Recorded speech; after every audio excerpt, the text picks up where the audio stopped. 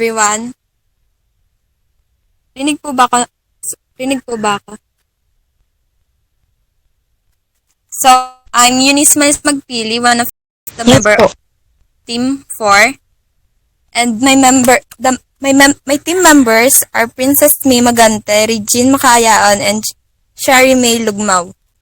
So, ang i-discuss naming topic ay for today is all about the basis of performance management.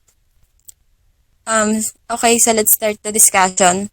The basis of performance management. Bigyan ko lang kayo ng idea kung anong ibig sabihin ng basis.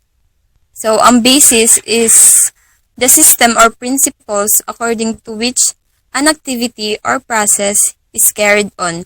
Ito daw ay tumutukoy sa pagsubaybay sa performance ng mga empleyado sa isang organization.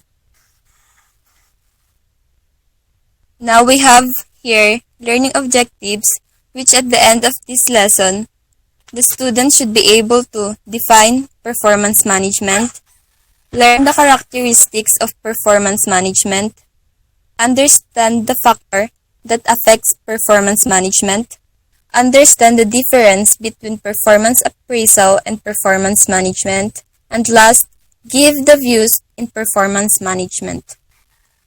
Performance management cycle and aims of the performance management will be discussed by Ms. Magante.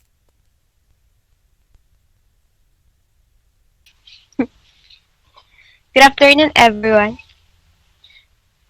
So, performance management is the continuous process of improving performance by setting individual and team goals, defined as the overall communication process between managers and employees that is centered on planning, observing, and reviewing the employee system of carrying out of duties.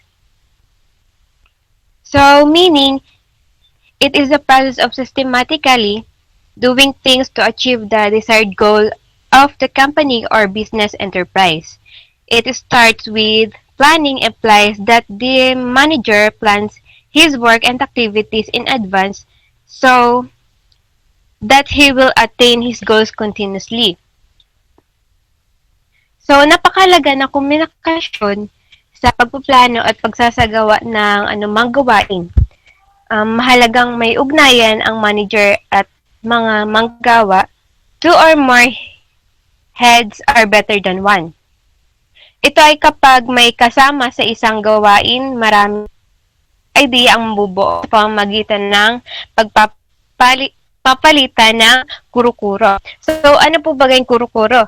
Yun ay ibig sabihin ay yung idea na sineshare mo sa mga employees mo. At ang higit sa lahat ay mayroong magandang samahan at pag-uunawaan ang bawat isa. Dito rin ay nakapaloob kung paano malala at masusulat ang kakayahan ng isang manggagawa sa isang samahan. Next po.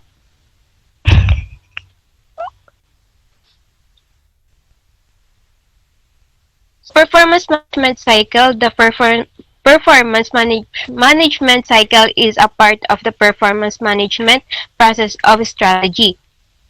It is shorter and utilizes the continuous four steps procedure of planning, monitoring, reviewing, and rewarding. Benefits of utilizing this method include increased competitiveness, more structural flexibility, and higher employee motivation. Next po. Yung cycle. Yan. So, planning. It means that planning is very important before starting a business. When you should plan the steps you should take to attain your goal. And it should be clearly outlined using the SMART method, and these are specific, measurable, achievable, relevant, and the last one is time-bound. So, what is the specific? It means that when you make a plan, it should be a definite decision. Meaning you think it many times before you deciding on your plan and it is very important for achieving your goal. Kung gagawa ka ng pagpaplano, kailangan sigurado na sa mga desisyon. So, napakahalaga na pakaisipin mo ng mabuti o makailang ulit pag-isipan bago magdesisyon ng isang plano. At ito ay napakalaga upang magtagumpay tayo sa ating adhikain. Second is measurable. It means that your goal must be sure and have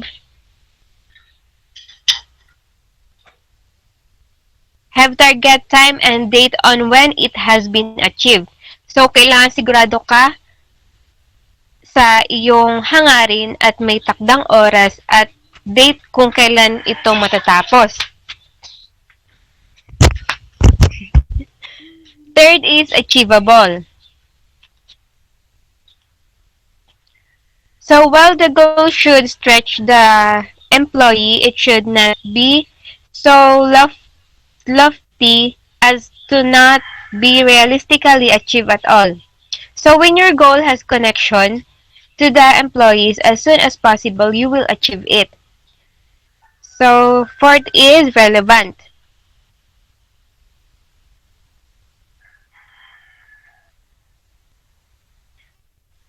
The goal is in line with both the employee's job and the overall.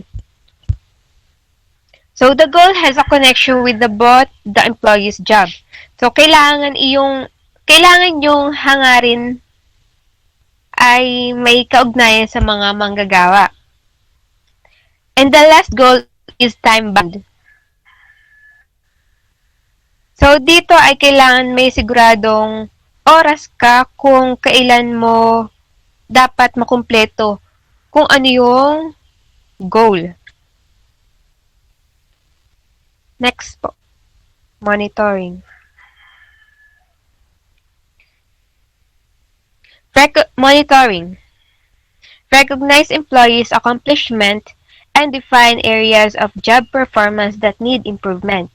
So, dito, dapat kilalanin kung ano ang nagawa ng manggagawa at ipaliwanag kung saang parte ng performance ang kailangan pang pagbutihin. So, magkakaroon ng pagsasanay para sa mga manggagawa at ipahayag ang magiging bunga ng maling gawi. Next is reviewing.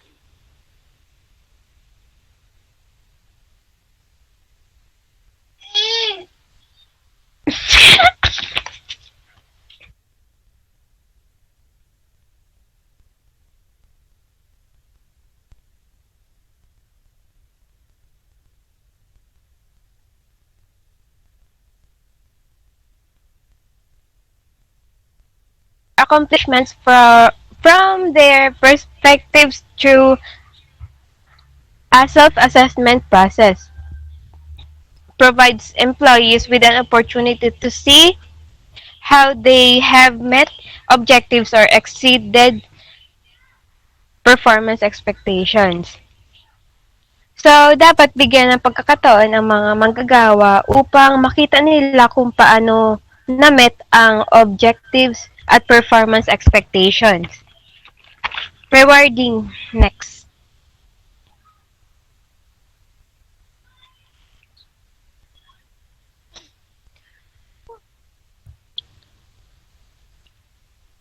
So, reward.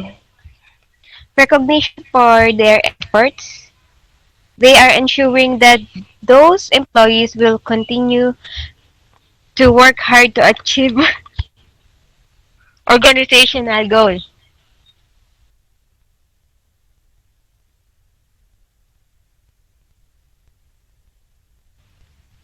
Dapat ay magkaroon ng pagkilala para sa kanilang mga efforts upang makasiguro na ang mga manggagawa ay patuloy na pagbubutihin ang kanilang mga trabaho upang makamit ang kanilang organizational goal.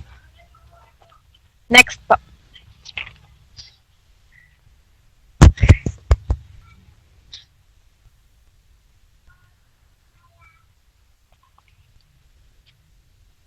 So these are the possible outcomes from the effective performance management. So enhancing individual and group productivity. So magdadagdag ng tao at magpapalaki ng isang grupo. Clarifying a basis for making operational human capital decision. Ipaliwanag ang mga responsibilidad at inaasahan sa trabaho. Developing employee capabilities to their fullest through effective feedback and coaching. So, ito yung paglalaan ng mga basehan para sa pagtatakbo ng puhunan. Next is providing a basis for making operational human capital decisions. So, kinakailangan mas mapaunlad ang ugnayan ng manggagawa at ng manager. So, improving communication between employees and managers. So, paunla rin ang kakayahan ng mga manggagawa sa pamamagitan ng makabuluhang feedback at coaching. Ang pagbibigay ng feedback ay kailangan magsimula mula sa positive followed by negative. And then give comments in the diplomatic manner so that the employee will not offend. Then, if there's something to improve, teach them for their improvement for the success of company or business. Last is driving behavior to align with the organization's core values, goals, and strategy. So, your employer, so you will be the one to pursue the proper way of driving behavior with the core organization. Uh, Core values, goals, and strategy. Show your Show to your employees all the good examples and it starts with you so that you and your employees has smooth relationship. Next.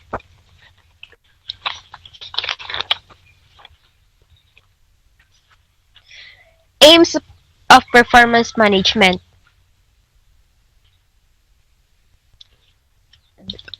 Is to establish a high culture in which individuals and teams take responsibilities for the continuous improvement business process and for their own skills and contribution within a framework provided by effective leadership. So, magtatat magtatatag ng mataas na kailangan o kultura para sa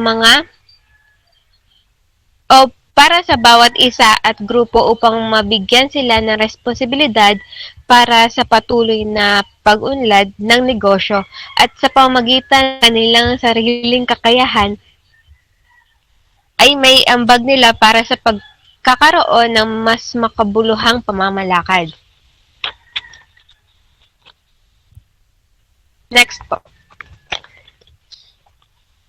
So the following are the aims of performance management as expressed by variety of organizations. Empowering, motivating, and regarding employees to do their best. So you must give them the authority, motivate, and give them rewards. Next is focusing employers' tasks on the right things and doing them right. Aligning everyone's individual goal to the goals of the organizations. So, magpo-focus sa tamang gawain ng mga manggagawa at kung paano nila ginagawa ito ng tama. So, proactively managing and resourcing performance against agreed accountabilities and objectives. So, proactive training experiences not only engages you but draws a deeper meaning of life while bringing out your best and inspire excellence. Next po.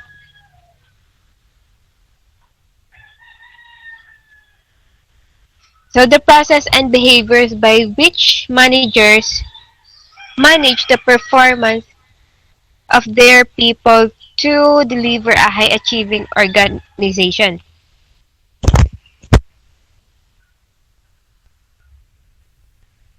The proper way on which how the manager handle their employees, it will result good relationship. So, ang tamang paraan ng pamamalakad ay ng isang manager para sa kanyang maggawa ay magresulta ng magandang samahan. Thank you po.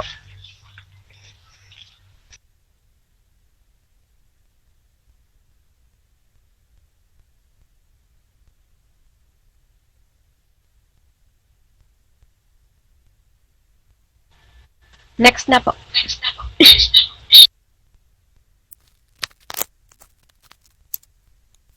Hi guys, so I'm back.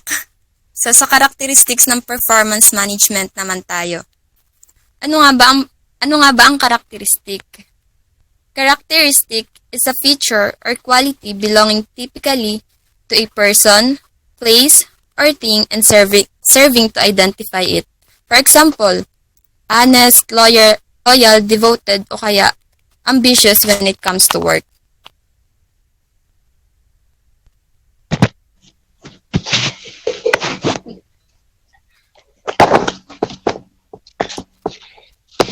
Performance management, we have here measures outputs of delivered performance. It is concerned with measuring outputs of delivered performance compared with expectations expressed as objectives. But its complete focus is on targets, standards, and performance measures. Ito daw ay nakabase sa agreement ng role requirements, objectives, and performance improvement and personal development plans. Ang tungkulin at responsibilidad ng mga empleyado dito ay ang trabaho to work towards achieving individual goals, setting and planning goals to fulfill organizational objectives, and improvement when it comes to their performance. Next is concerned with inputs and values. Performance management is also concerned with inputs and values. The inputs are the knowledge, skills, and behaviors required to produce the expected results from the individuals. Ang mga input daw ay ang pagkakaroon ng kaalaman at kasanayan or skills at pag-uugali na kinakailangan para magkaroon ng magandang resulta. Sinusubok dito ang kakayahan ng manager sa pagtugon sa mga problema ng mabilis at epektibo. Pati na rin ang pagkakaroon ng mabuting pakikipag-ugnayan sa mga empleyado na makakatulong para ma-boost ang company's probability habang pinapanatili ang kasiyahan ng lahat. Next is continuous and flexible process.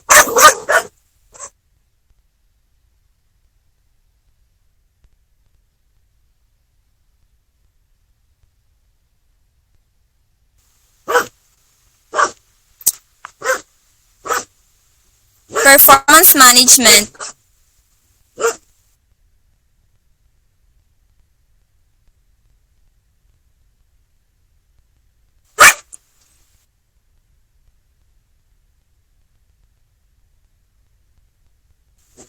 Performance management is a continuous and flexible process that involves managers and those whom they manage acting as partners within framework that sets out how they can best work together to achieve the required results. It enables your organization to create a trusted environment in which employees feel empowered to take control of their own development.